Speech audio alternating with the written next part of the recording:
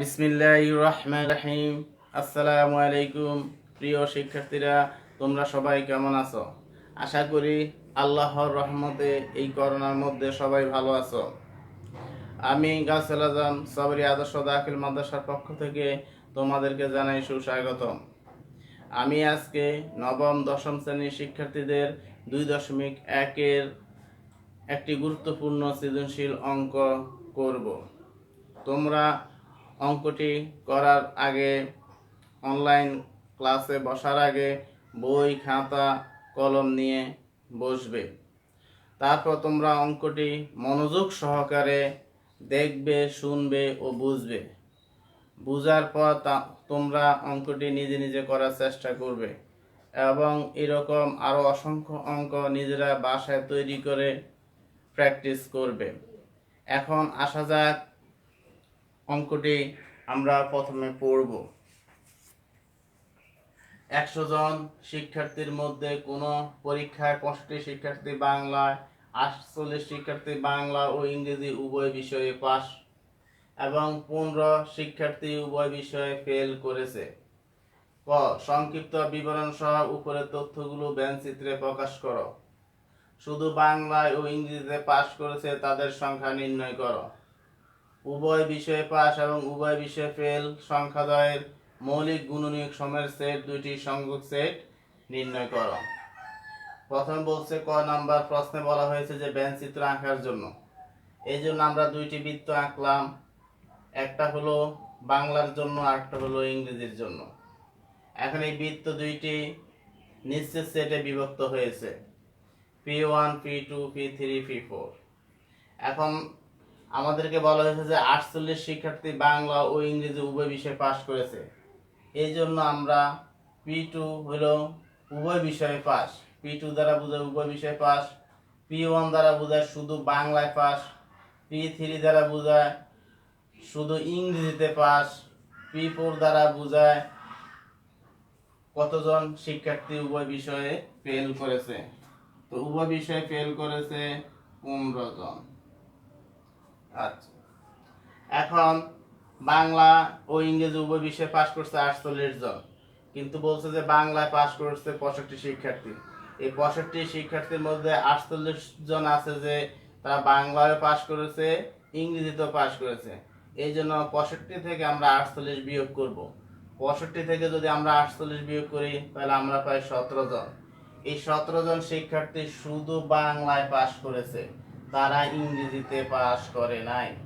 এই 17 জন দ্বারা কি বোঝায়? তারা শুধু কিসে পাস করেছে? শুধু বাংলায় পাস করেছে, কিন্তু তারা ইংরেজিতে পাস করে নাই।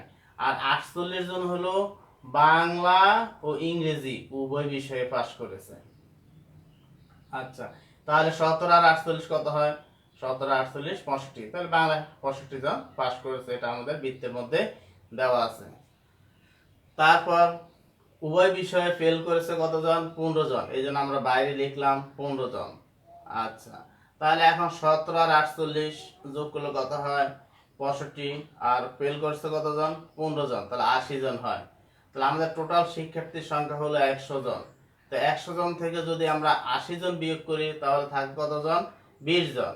এই 20 জন হলো শুধু শুধু ইংরেজিতে পাস করেছে। তো শুধু ইংরেজিতে পাস করেছে কতজন? 20 জন। তাহলে তাহলে দেখা, এখন আমরা যোগ করে দেখি। 17 আর 48 যোগ করলে 65, 65 আর 20 যোগ করলে হয় 85, 85 আর 15 যোগ করলে হয় 100। তাহলে আমাদের শিক্ষার্থীর সংখ্যা 100 জন এবং শুধু বাংলায় পাস করেছে 17 জন, উভয় বিষয়ে পাস করেছে 48 জন, শুধু ইংরেজিতে পাস করেছে 20 জন, কিন্তু এরা বাংলায় পাস করে নাই। আর উভয় বিষয়ে ফেল করেছে 15 জন। এখন আমাদের ক নম্বর প্রশ্ন বলছে সংক্ষিপ্ত বিবরণ সহ, মানে এই চিত্রটার, এই ব্যান চিত্রটার বর্ণনা দেওয়ার জন্য বলছে। এখন এই জন্য আমি বর্ণনাটা বোর্ডের মধ্যে লিখে দিলাম। ব্যান চিত্রে আয়তাকার ক্ষেত্রটি 100 জন শিক্ষার্থীর সেট, সার্বিক সেট। 100 জন শিক্ষার্থীর সেটকে সার্বিক সেট হিসেবে, কারণ টোটাল শিক্ষার্থীর সংখ্যা কত জন? 100 জন, এই জন্য এটাকে সার্বিক সেট দ্বারা প্রকাশ করা হয়েছে। এবং বি ও ই দ্বারা, মানে বি যে বৃত্তটা আছে এটা দ্বারা কি বোঝা বাংলা, আর ই দ্বারা বোঝায় ইংরেজি। বলছে বি ও ই দ্বারা যথাক্রমে বাংলা ও ইংরেজিতে পাস শিক্ষার্থীর সেট নির্দেশ করে। ফলে ব্যঞ্জনচিত্রটি 4টি নিশ্চিত সেটে বিভক্ত হয়েছে।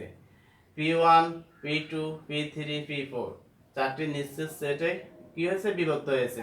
তো নিশ্চিত সেট কি? নিশ্চিত সেট হলো যে এক সেটের উপাদানের সাথে আরেক সেটের উপাদানের যখন কোনো মিল না থাকে তখন ওই সেটগুলোকে নিশ্চিত সেট বলে। তো এখন আমরা ক নম্বর প্রশ্নের উত্তর পেয়ে গেলাম বিবরণ সহ। খ বলছে যে শুধু বাংলায় ও ইংরেজিতে পাস করেছে তাদের সংখ্যা নির্ণয় করো। এটা আমরা চিত্রের মাধ্যমেই বুঝে ফেলেছি যে কতজন শুধু বাংলা পাস করেছে, কতজন শুধু ইংরেজিতে পাস করেছে, কতজন, এটা আমরা চিত্রের মাধ্যমেই বুঝেছি। তারপর আমরা বিবরণ বোর্ডের মধ্যে লিখে দিয়েছি যাতে করে তোমাদের সুবিধা হয়। এখানে P2 দ্বারা বোঝায় কি, উভয় বিষয়ে পাস। তো উভয় বিষয়ে পাস, তো ইন্টারসেকশন মানে কি, ইন্টারসেকশন ওটাকে বোঝায় যেটা উভয়ের মধ্যে থাকে।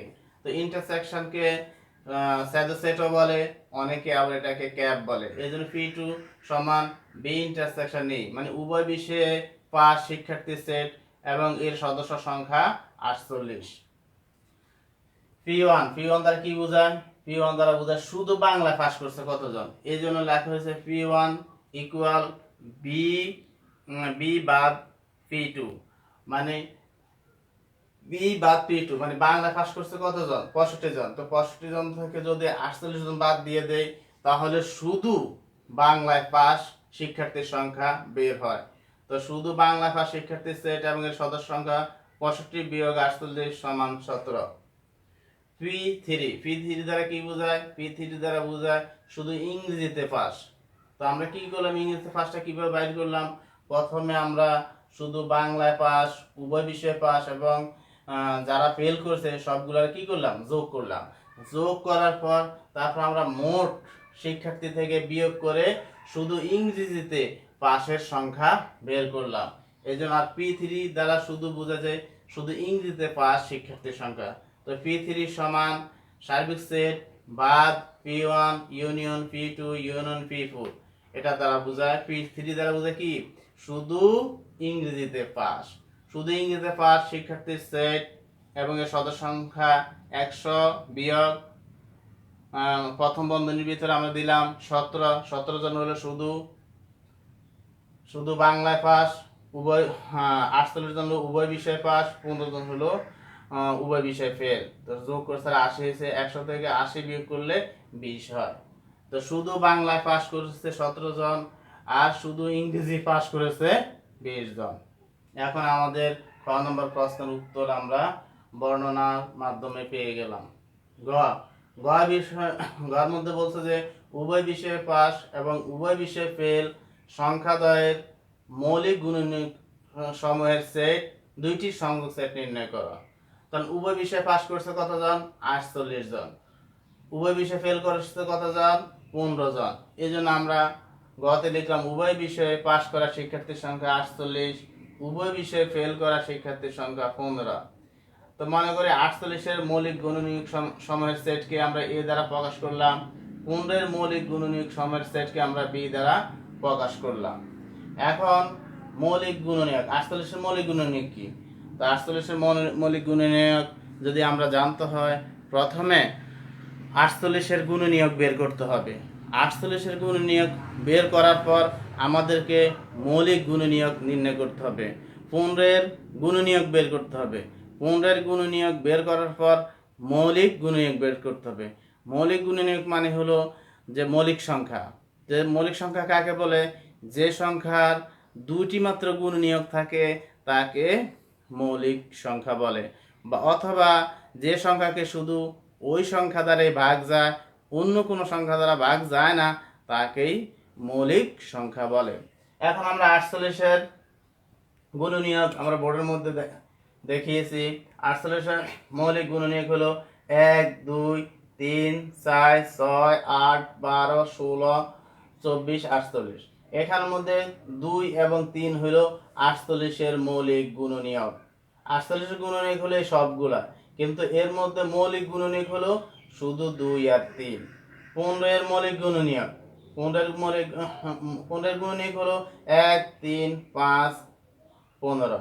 তো মৌলিক গুণনীয়ক হলো 3 5, কারণ 3 কে শুধু 3 দ্বারা ভাগ যায়, 5 কে শুধু 5 দ্বারা ভাগ যায়, এই জন্য এগুলা কি মৌলিক গুণনীয়ক বা মৌলিক সংখ্যা। তাহলে আমরা বলছি যে 48 মৌলিক গুণনীয়ককে দ্বারা প্রকাশ করব এবং 15 মৌলিক গুণনীয়ককে b দ্বারা প্রকাশ করব। এর জন্য a সমান 2 3, b সমান 3 5। এখানে বলছে যে মৌলিক গুণনীয়ক সমূহের সেট, দুইটি সংযোগ সেট নির্ণয় করার জন্য বলছে। তো সংযোগ সেট মানে এই ইউনিয়নকে ইংলিশে ইউনিয়ন বলে, অনেকে এটাকে কাপ বলে, আর বাংলায় বলা হয় সংযোগ সেট। তো এ ইউনিয়ন বা এ সংযোগ সেট বি ইকুয়াল, এখানে এর মান সংযোগ সেট, এখানে বি এর মান। তো এ সংযোগ সেট মানে হলো কমন ইনটু আনকমন, মানে দুইটার মধ্যে যেটা একই সংখ্যা থাকলে একটা সংখ্যা হবে, আর যদি মিল না থাকে তাহলে সবগুলোই হয়ে যাবে। তাহলে এখানে আছে 2 3 5,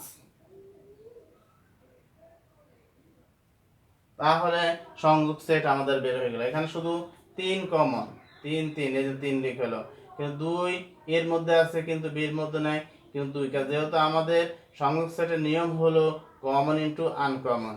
5 বির মধ্যে আছে কিন্তু এর মধ্যে নাই, তো 5 ও লিখতে হবে। তাহলে আমাদের অঙ্কটি শেষ হলো। এখন তোমাদেরকে আমি বাড়ির কাজ হিসেবে একটি অঙ্কে বোর্ডে লিখে দিলাম। এখন তোমরা অঙ্কটি খাতায় লিখে ফেলো, তারপর তোমরা বাসায় নিজে নিজে অঙ্কটি করবে। বাড়ির কাজ হিসেবে আমি দিলাম অঙ্কটি, তোমরা যদি না বুঝো আমার কথাগুলো শোনো তাহলে বুঝতে পারবে। গাউসুল আজম মাদ্রাসার নবম শ্রেণীর শিক্ষার্থীদের 55% মিষ্টি, 65% ফল এবং 30% শিক্ষার্থী উভয় প্রকার টিফিন পছন্দ করে। ক সংক্ষিপ্ত বিবরণ সহ উপরের তথ্যগুলোকে ব্যঞ্চিত্রের সাহায্যে দেখাও। খ শতকরা কতজন শিক্ষার্থী উভয় প্রকার টিফিন পছন্দ করে না তা নির্ণয় করো। শুধু মিষ্টি পছন্দ করে এবং শুধু ফল পছন্দ করে এমন শিক্ষার্থীর সংখ্যার গুণনীয়কের সেটকে যথাক্রমে এ ও বি ধরে স্যাডো সেটের মাধ্যমে প্রকাশ করো। আমি যেই বাড়ির কাজটি তোমাদেরকে দিলাম, তোমরা বাসায় নিজে নিজে চেষ্টা করবে। ইনশাল্লাহ আশা করি তোমরা আগের অঙ্কটি যদি বুঝতে পারো, ইনশাল্লাহ এরকম তোমরা আরো অসংখ্য অঙ্ক নিজেরা করতে পারবে। আজকে এই পর্যন্তই আমি তোমাদের ক্লাস শেষ করলাম। আগামীতে দেখা হবে। আসসালামু আলাইকুম ওয়া রাহমাতুল্লাহ। তোমরা সবাই ভালো থাকো, সুস্থ থাকো, এই কামনা করি।